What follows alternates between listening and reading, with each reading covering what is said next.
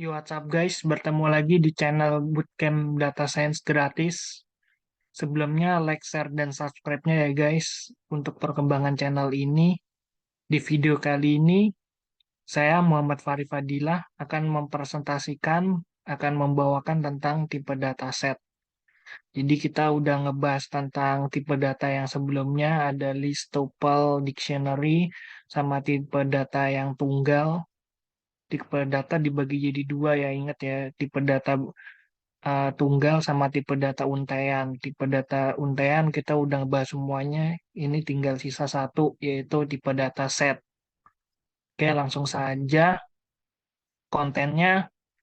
Pertama kita akan ngebahas apa itu tipe data set, karakteristik tipe data set, kapan tipe data set digunakan, membuat set dari list, membuat set dari tuple, membuat set dari dictionary, menambahkan data dari tipe data set, menghapus data dari tipe data set, menghitung banyaknya data dari set, gabungan dari dua set, dan irisan dari dua set.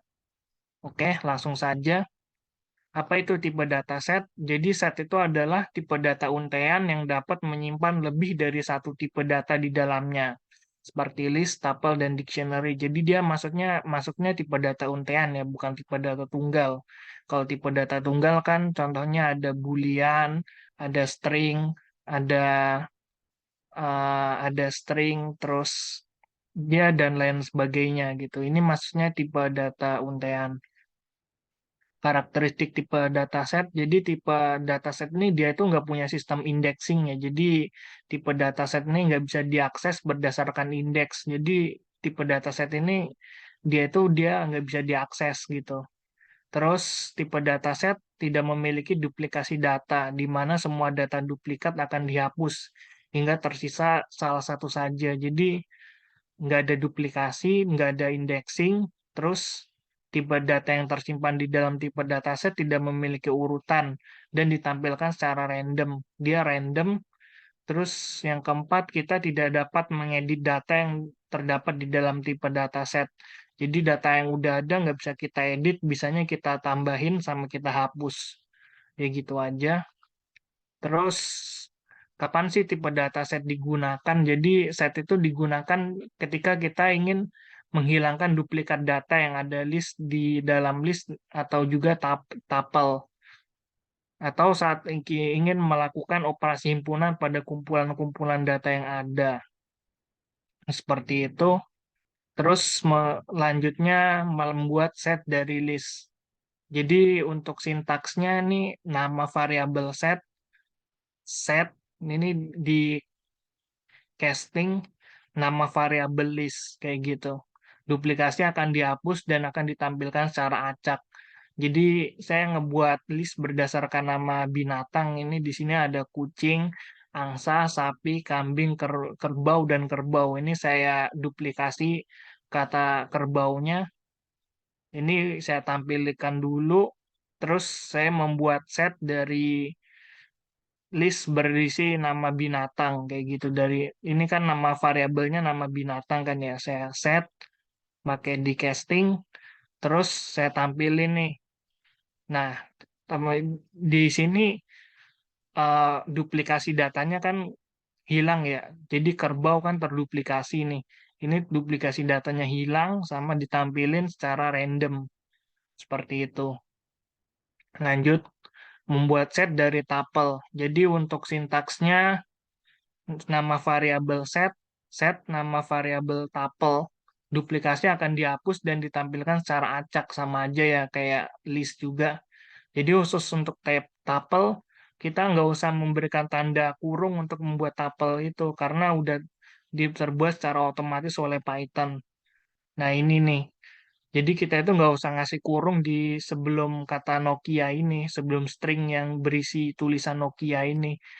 Soalnya udah akan dibuat secara otomatis sama Python gitu kan. Jadi di print hasilnya tuple. Jadi kalau tuple itu kurung biasa ya, kalau list itu kurung kotak kayak gitu. Terus kita casting nih jadi variabel nama variabel dari variabel merek handphone kita casting jadi set kita set jadi set terus akan ditampilkan seperti ini. Di sini kan ada Xiaomi sama Vivo kan terduplikasi ya.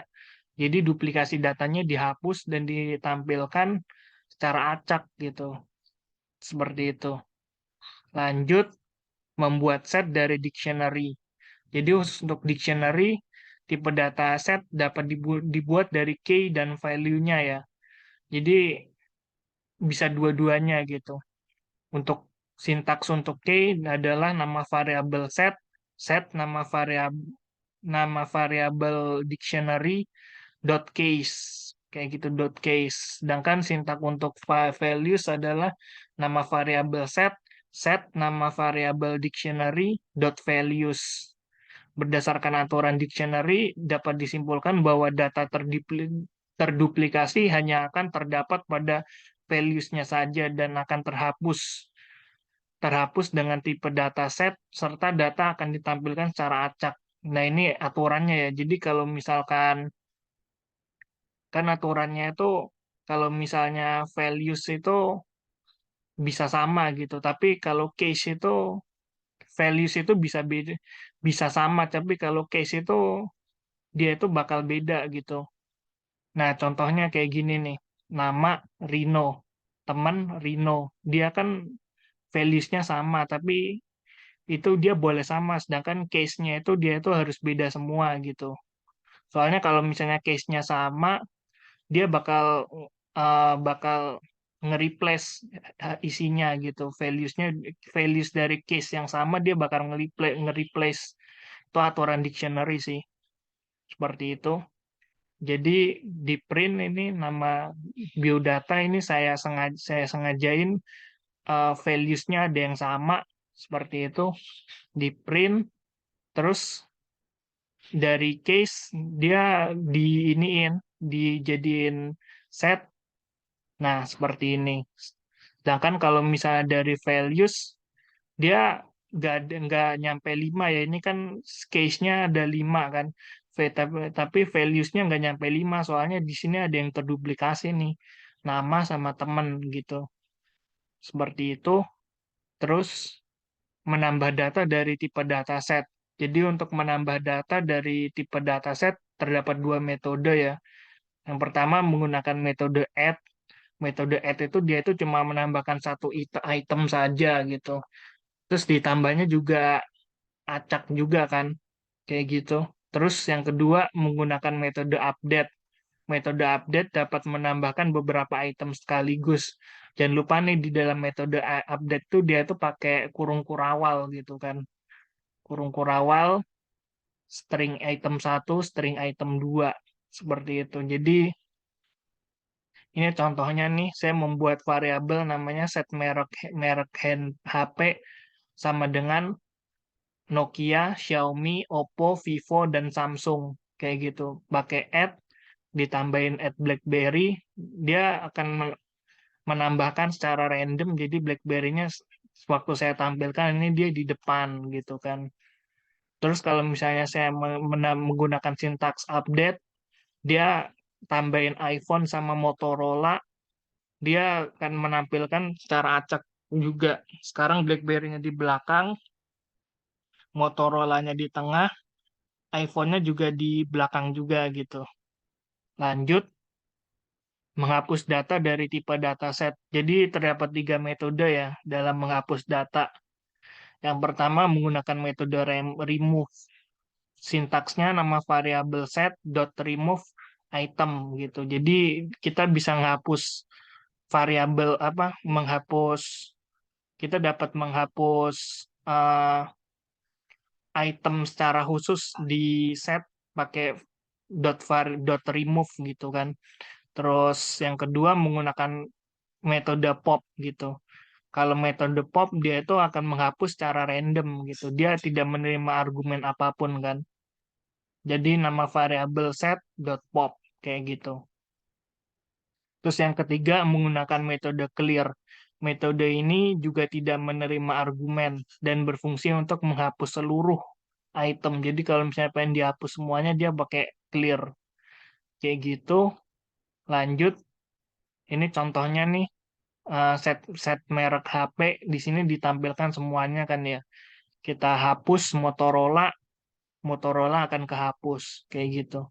Kita hapus dia dot pop, dia di dot pop ini dia ngapus secara random, cuman di sini dia akan ngapus iPhone. Maka setelah ditampilkan iPhone nggak ada di sini, terus menghapus data dengan keseluruhan dot clear dia akan hilang setnya. Waktu ditampilkan dia akan set kosong, berupa set kosong seperti itu. Lanjut menghitung banyaknya data dari set, ya dihitung kan ya, jadi bisa dihitung di sini kan ada 5 tuh, 1 2 3 4 5 dihitung, jadinya di sini jumlahnya ada 5 pakai function learn dari Python seperti itu. Lanjut gabungan dari dua set, jadi kita bisa menggabungkan dua set atau lebih di Python dengan menggunakan metode union. Sintaksnya nama variabel set baru, nama variabel set satu dot union, nama variabel set 2.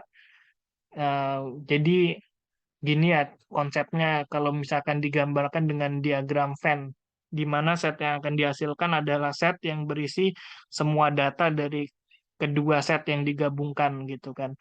Jadi totalnya keseluruhan, bukan irisannya doang gitu kalau gabungan ya. Jadi semua yang ada di dalam lingkaran A sama semua yang ada di dalam lingkaran B itu digabungkan.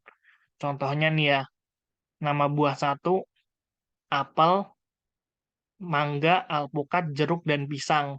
Nanas, semangka, pepaya, jeruk, dan pisang. Nah, itu dari nama buah dua. Nah, dari nama buah satu sama nama buah dua itu kan ada dua yang sama ya, ada jeruk sama pisang gitu kan. Terus kita gabungkan nih, set gabung set gabungan itu nama variabel dari nama variabel set nama buah satu dot union nama buah dua digabungin nih jadinya semangka, mangga, jeruk, pepaya, nanas, apel, alpukat, dan pisang. Nah, jeruk sama pisangnya itu kan masih ada kan ya.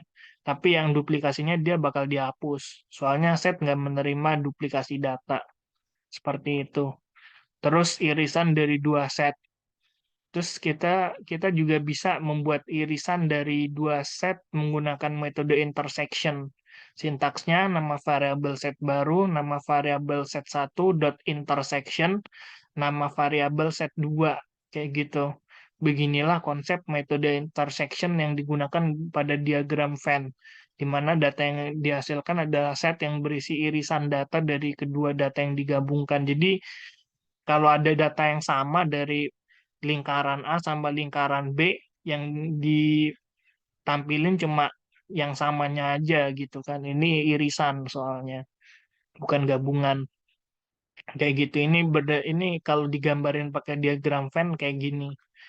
Nah, jadi irisan seperti yang tadi nama buah satu sama nama buah dua masih sama. Jadi yang ditampilkan ini jeruk sama pisangnya aja ya. Terus sintaksnya set irisan, ini nama variabelnya, terus nama buah satu, nama variabel satu, dot intersection, nama buah dua, ini nama variabel dua gitu. Terus kita panggil, hasilnya jeruk dan pisang, seperti itu. Oke, thank you. Mungkin sekian dari presentasi dari saya. Mungkin ini presentasi yang cukup cepat ya. Soalnya tipe dataset nggak terlalu banyak dipakai juga di dalam data science. Mungkin segitu. Terima kasih.